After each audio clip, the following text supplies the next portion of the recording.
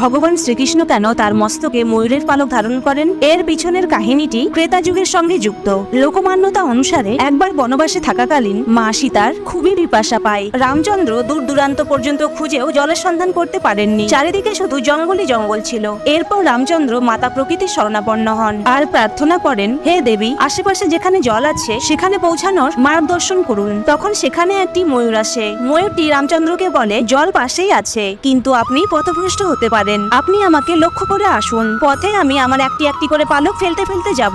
বলা হয় ময়ূরের পালক একটি বিশেষ ঋতুতেই পড়ে, কিন্তু যদি ময়ূর জবরদস্তি করে তার পালক অন্য ঋতুতে ঝরে ফেলে তবে তার মৃত্যু হয়ে যায়। রামচন্দ্রকে রাস্তা দেখানো ময়ূরটির পরিণতিও তাই হয়েছিল। জলাশয়ের কাছে পৌঁছতেই ময়ূরটির মৃত্যু হয়ে যায়। রামচন্দ্র ময়ূরটিকে কথা দিয়েছিলেন, তুমি আমার উপকার করতে যেভাবে নিজের প্রাণ ত্যাগ করলে, আমার পরবর্তী অবতারের মস্তকে সর্বদা তোমার এই পালক স্থান পাবে। ভিডিওটি ভালো লাগলে প্লিজ সাবস্ক্রাইব করে সাপোর্ট করুন। Thank you.